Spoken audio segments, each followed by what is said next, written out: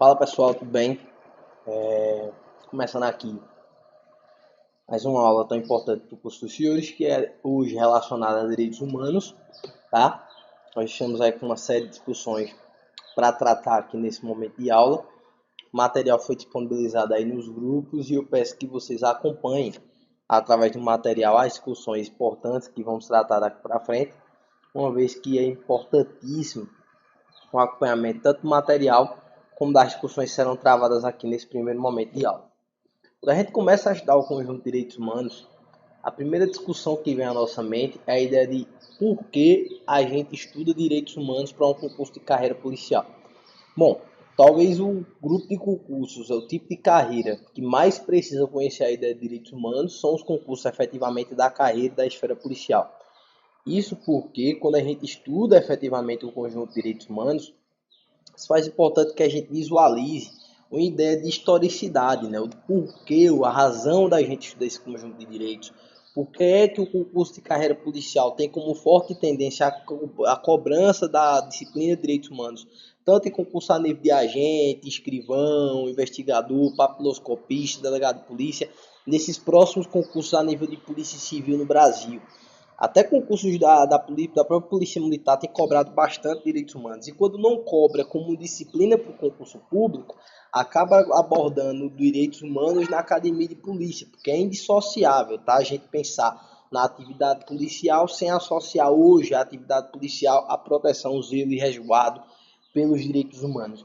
E é importante também frisar que quando a gente chega, né, num concurso e numa aula como essa, que tem como objetivo preparar para as carreiras policiais de polícia civil de uma forma geral no Brasil, é importante destacar que a gente jamais teria como discutir e debater todos os tópicos que poderiam vir efetivamente a ser cobrados no seu concurso. Então, nesse momento de aula, o que a gente busca é discutir aquilo que mais pode vir a ser cobrado na tua prova. Quais seriam os principais tópicos, os tópicos essenciais que você precisaria efetivamente saber para um concurso público a nível de direitos humanos. Bom, os editais de polícia civil no Brasil, quando a disciplina e quando o foco é direitos humanos, eles visam abordar geralmente alguns tópicos em específico. Hoje, nós vamos estudar 3 desses grandes tópicos. A gente vai estudar características gerais dos direitos humanos, a gente também vai estudar acerca do Pacto de São José da Costa Rica, que é a Convenção Americana de Direitos Humanos, a Convenção Interamericana de Direitos Humanos, que tem grande repercussão também no concurso público dos senhores a nível de polícia civil.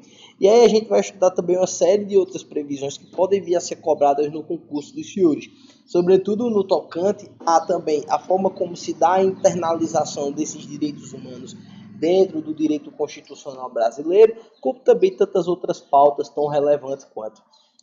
Inicialmente, quando a gente pensa em direitos humanos, aqui na estrutura brasileira do direito constitucional e a frequência do direito constitucional para com o conjunto de direitos humanos, se faz importante diferenciar o que é que vem a ser efetivamente direitos fundamentais e direitos humanos. Algumas doutrinas, alguns livros de direito constitucional vão buscar explicar com mais exatidão o que é que viria a ser a grande diferença mesmo entre direitos fundamentais e direitos humanos. E não se consegue chegar a um senso comum. Isso porque os conceitos eles são muito próximos, eles são bem convergentes.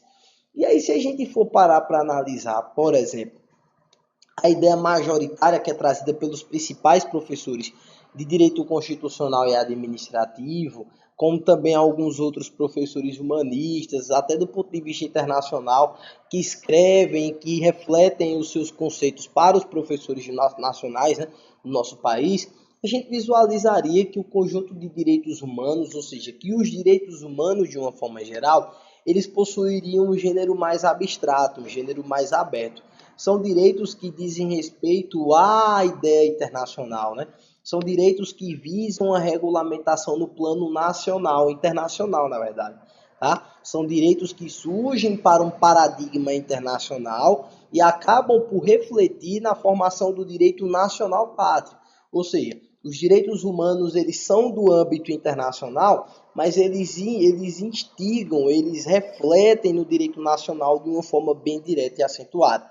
Então, pensar em direitos humanos, indissociavelmente, a gente pensa em direito internacional, a gente pensa fora do nosso país, a gente pensa como se aplica esse conjunto de legislações de lá fora, tá? E aí é invariável que a gente pense também nesse reflexo que se dá dos direitos humanos para com o direito constitucional brasileiro.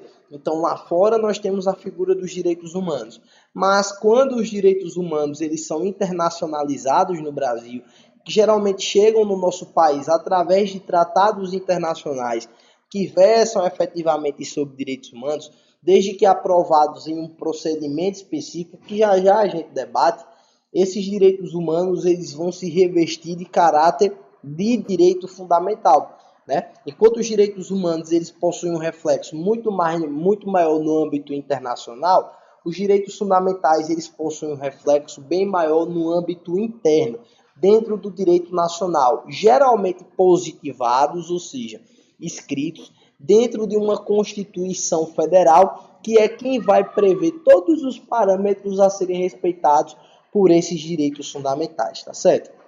Então, eis aqui uma conceituação inicial acerca de direitos humanos e direitos fundamentais, tá? Alguns outros professores ainda vão classificar em uma terceira espécie, que seriam os direitos do homem, né? A gente já estudou os direitos humanos, estudamos os direitos fundamentais, e agora a gente vai entender como é que funciona a ideia de direitos do homem.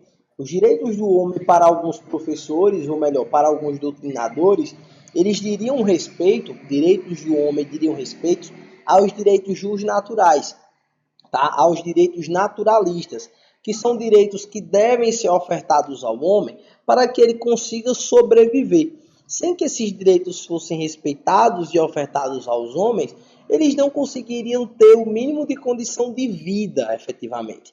Então, os direitos do homem são direitos que devem ser ofertados para o homem, porque caso não se oferte, ele sequer consegue viver, tá certo? Então, nós temos os direitos humanos, os direitos fundamentais e os direitos do homem como três espécies importantíssimas aqui com reflexo grande dentro da estrutura do direito brasileiro. Visualizado esse aspecto inicial, a gente começa a estudar a partir de agora a ideia de internacionalização, né? A ideia de internacionalização dos direitos fundamentais, dos direitos humanos dentro da ordem constitucional brasileira. Bom, essa previsão ela foi recentemente acrescida através de emenda constitucional, né? A emenda constitucional que acrescentou ao direito brasileiro salvo engano, o parágrafo 3º do artigo 5º, que vai dizer para a gente quais são os parâmetros e procedimentos para que um tratado internacional que versa necessariamente sobre direitos humanos consiga chegar no Brasil e, após a sua chegada aqui, consiga obter status normativo de emenda à Constituição. Poxa, então quer dizer que um tratado internacional que versa sobre direitos humanos, que foi construído lá em Cancún, tá? Se versar sobre direitos humanos e se chegar no direito brasileiro, pode se transformar em algo, após um procedimento de aprovação, que receba o status normativo de emenda constitucional, direito fundamental pátrio, é plenamente possível que isso aconteça. Para que aconteça, basta que o procedimento seja cumprido. Inicialmente, é importante destacar que um tratado internacional não deve versar sobre qualquer natureza ou matéria. Tem que ser necessariamente um tratado internacional que verse sobre direitos humanos, tá? E que seja aprovado em 2 casas do Congresso Nacional por, no mínimo, 3/5 dos respectivos membros. Ou seja, perceba que procedimento rígido de aprovação de uma emenda constitucional que também se aplica aí ao mesmo procedimento aos tratados internacionais que versem necessariamente sobre direitos humanos. Então, aprovado esse procedimento passou, fez a apresentação do projeto de emenda constitucional. Na verdade, não é um projeto de emenda, mas é um projeto que segue basicamente os mesmos moldes da emenda constitucional. Feita essa primeira apresentação do projeto, o projeto ainda vai seguir, tá? O projeto ainda vai seguir para as próximas etapas. E aí, quando seguir, que chegar nas próximas fases, ele vai precisar aqui passar por um procedimento específico da Constituição Federal, que é propositura do projeto, apresentação do projeto para votação nas 2 casas do Congresso, votação na Câmara dos Deputados, votação no Senado Federal. Em ambas as casas, se faz necessário, tenha pelo menos um quórum, de 3/5 dos respectivos membros, tá? Se aprovado com todos esses requisitos que acabamos de discutir, esse tratado internacional que versa sobre direitos humanos e que foi aprovado nesses modos, será submetido aí e ingressará no direito constitucional brasileiro na mesma ideia normativa que uma emenda constitucional, tá certo? Então, esse é o procedimento específico que diz respeito aí à ideia de tratados internacionais que versam necessariamente acerca dos direitos humanos. Tudo bem? Então vamos aqui para as características agora dos direitos humanos. A gente encontra a principal, talvez, das características que vamos estudar, que é a característica da historicidade, né? Os direitos humanos, eles são ou possuem a característica da historicidade, isso porque eles são históricos como qualquer direito. E eles nascem, modificam e desaparecem, evoluem-se e ampliam-se com o correr dos tempos, tá? Então a historicidade é a característica dos direitos humanos que vai dizer aqui pra gente que os direitos humanos, eles são históricos como qualquer outro direito, né? Os direitos humanos, eles não são frutos de um acontecimento em específico. Não teve uma guerra ali, a guerra acabou e chegamos aos direitos humanos do jeito que está hoje.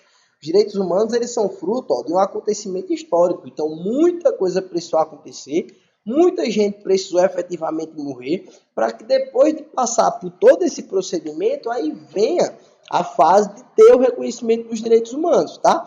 No entanto, essa característica aqui dos direitos humanos, pontuada como historicidade, é uma característica bastante cobrada em prova e que você precisa dar atenção específica que ela requer, tá? Aí a gente chega agora aqui, na linha B, que seria aí a segunda característica dos direitos humanos. Vamos lá. A segunda característica dos direitos humanos é a característica da inalienabilidade, onde significa dizer que os direitos fundamentais são inalienáveis, ou seja, eles não podem ser comercializados, eles não podem ser vendidos, tá? Os direitos humanos, eles são inalienáveis porque não existe possibilidade de transferência, qualquer que seja o título, tá? Não existe possibilidade de transferência a qualquer que seja o título desses direitos. São direitos intransferíveis, que também são inegociáveis, porque são de conteúdo econômico patrimonial, tá? Então, significa dizer que a característica da inalienabilidade é aquela que oferta aos direitos humanos a impossibilidade de qualquer que seja o tipo de negociação.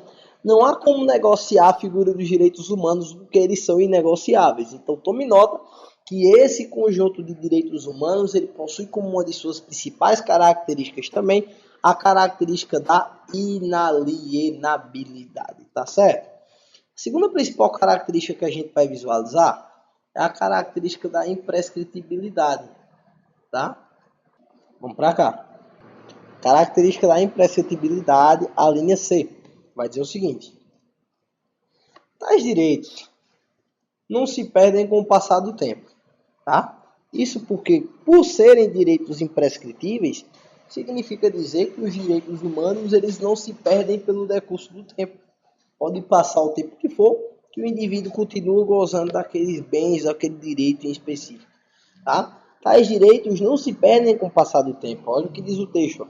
O exercício de boa parte dos direitos fundamentais ocorre só no fato de existirem reconhecidos na norma jurídica, tá? Se são sempre exercidos e exercíveis, não há intercorrência temporal de não existir fundamentada a perda da exigibilidade pela prescrição. Ou seja, em outras palavras, a imprescritibilidade oferta ao agente, oferta àquele cidadão a garantia de que os direitos fundamentais não se perdem com o tempo. Mas possuímos uma exceção específica para isso, que diz respeito à propriedade. A propriedade é um direito fundamental humano, previsto no artigo 5º da Constituição Federal, mas que, apesar de ser um direito fundamental, precisa resguardar e proteger a sua função social. E caso não esteja protegendo a função social, é amplamente possível que essa característica da irrenunciabilidade ou até mesmo da imprescritibilidade, não vão se aplicar a esses bens particulares em específico, porque alguma coisa mudou, alguma coisa aconteceu. Tudo bem? Então a imprescritibilidade ela reitera que os direitos fundamentais humanos eles não podem se perder no decurso do tempo, salvo o direito de propriedade, porque você sempre deverá estar justificando se está cumprindo ou não esse conjunto de direitos, e caso não esteja, é possível que seja submetido aí a um procedimento de desapropriação, tudo bem?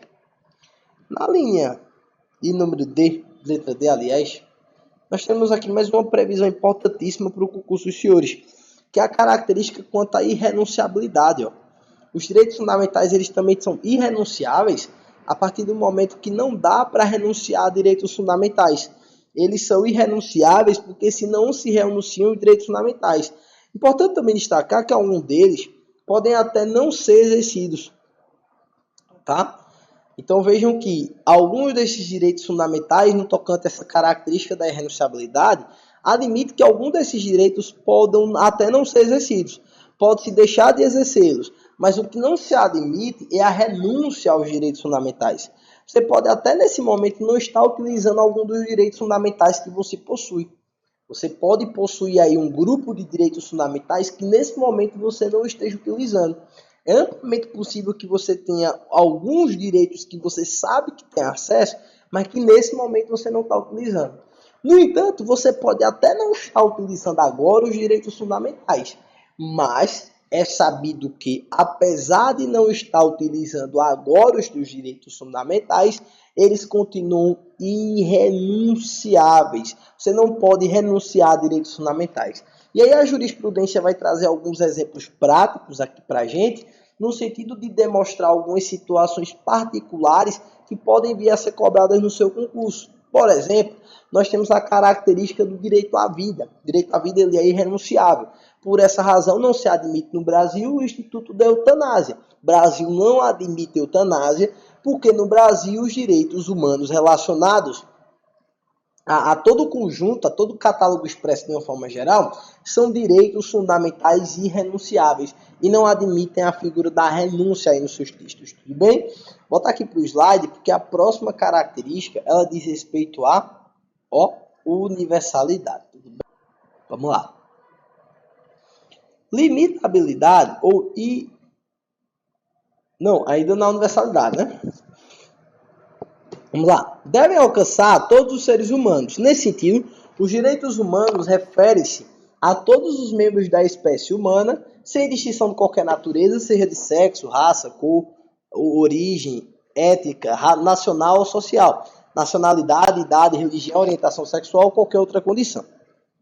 Então, significa dizer que tudo isso que a gente acabou de discutir aqui não pode ser levado em consideração, tá? Para a aplicação dos direitos humanos. Isso porque todas as pessoas são titulares indistintamente da aplicação do uso e do gozo dos direitos humanos. No entanto, é incorreto afirmar que todas as pessoas são titulares de todos os direitos humanos, tá? Vejam que todo mundo que esteja em território brasileiro, por exemplo, por exposição de expressa lá no artigo 5º, com posterior interpretação do Supremo Tribunal Federal acerca da matéria, que é do caso em específico da prisão também em segunda instância, nós vamos conseguir observar aqui uma situação bem peculiar. Os direitos humanos, eles são ofertados a todas as pessoas. O artigo 5º caput possui uma tecnia jurídica, mas que foi corrigida pelo Supremo Tribunal Federal. Isso porque em sua redação original, o artigo 5º caput inventou de dizer que apenas teriam acesso aos direitos humanos aí aqueles que fossem brasileiros e estrangeiros, sendo que o estrangeiro precisaria, né, estar residente no Brasil. Temos a informação de que essa previsão ela não merece esperar por alguns elementos práticos, sobretudo da ideia de controle de constitucionalidade, mas é o que a gente vai visualizar nos próximos episódios, tudo bem?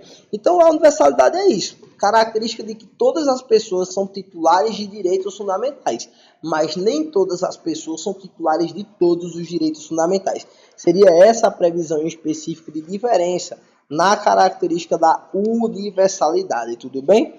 Vem aqui agora para a característica da limitabilidade. Vamos lá. Bom, a característica da limitabilidade ou relatividade diz respeito a alguns tópicos em específico.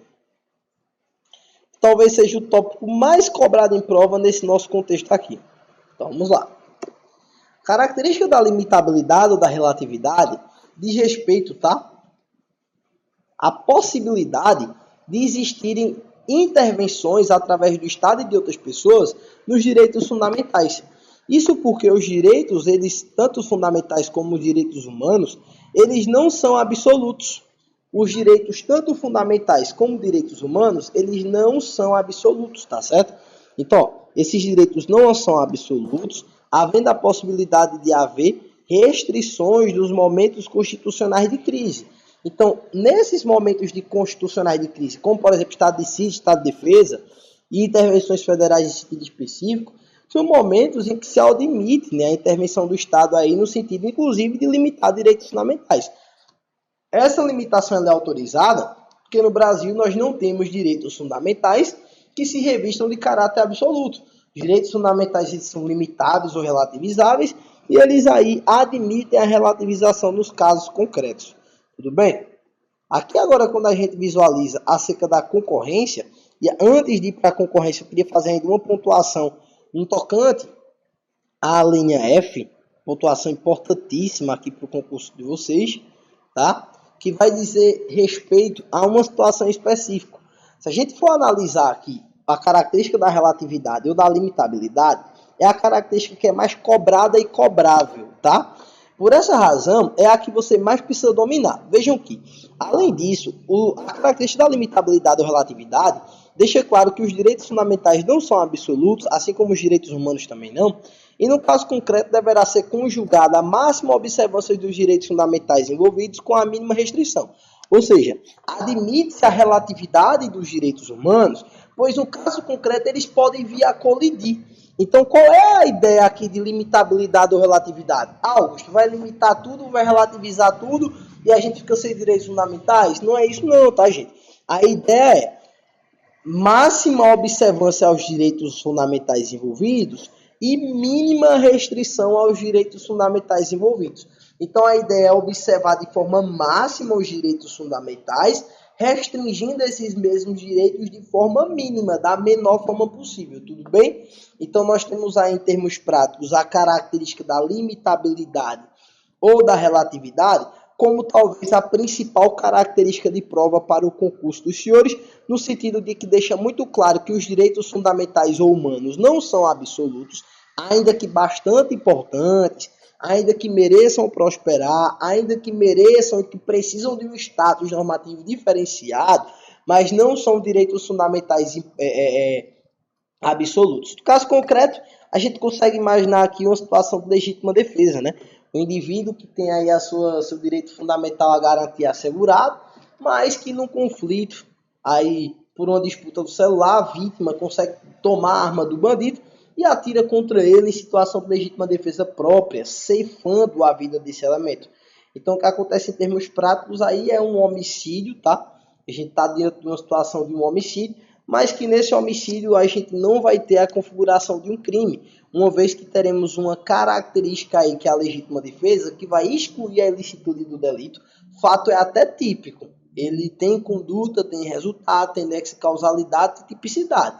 O que não se tem para esse caso em específico aqui é a ilicitude do fato, porque o agente agiu aí em situação de legítima defesa e aí vão ser aplicadas a limitabilidade ou relatividade dos direitos fundamentais, ao passo que não vai ser punido esse cidadão que praticou esse delito, isso porque os direitos fundamentais não são absolutos, e no confronto aqui de direitos fundamentais prevaleceu o direito à segurança daquela pessoa que agiu em legítima defesa. Bem, a próxima característica dos direitos fundamentais diz respeito à efetividade, tá? E a efetividade, tá, é uma característica importantíssima aqui para a gente dos direitos fundamentais. Sobretudo porque aqui na linha H a gente consegue visualizar que a administração pública, né, ela deve criar mecanismos coercitivos aptos à efetivação dos direitos fundamentais, tá certo? Então, a administração pública, né, seja ela direta ou até mesmo indireta, deverá criar, atenção para isso, mecanismo, né? Criação de mecanismos aí. Criação de mecanismos coercitivos aptos à efetivação dos direitos fundamentais. Então, o Estado deve garantir a efetivação desses direitos. E o Estado ele não deve apenas prever isso aqui como um objetivo fundamental, não. De até com alguns que nós temos de forma expressa na Constituição Federal.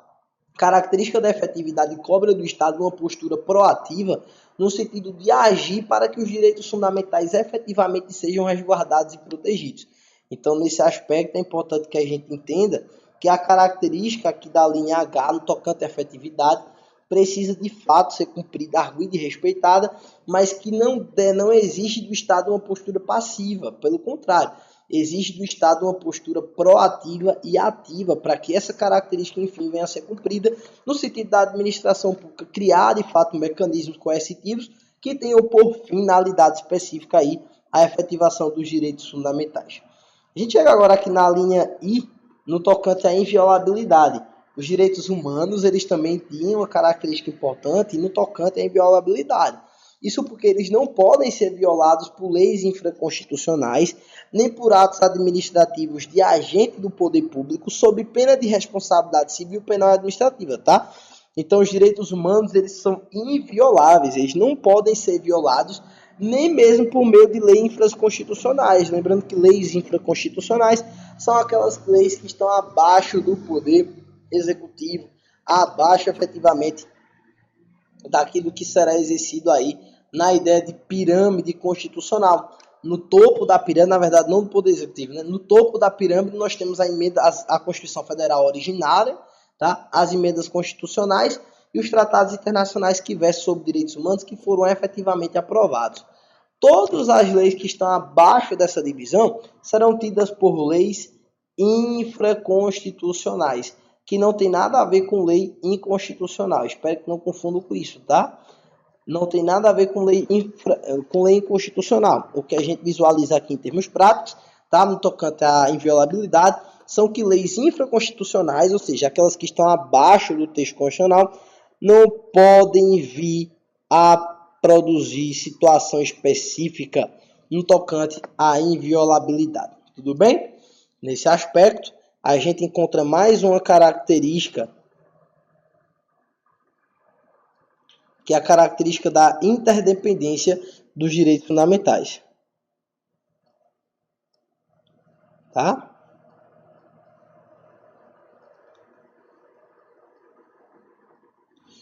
A interdependência dos direitos fundamentais é também uma característica prevista aqui dos direitos humanos, tá? E aí eu digo tanto dos direitos fundamentais como dos direitos humanos, porque algumas dessas características que estou pontuando aqui tanto se aplicam aos direitos humanos, como se aplicam também aos direitos fundamentais.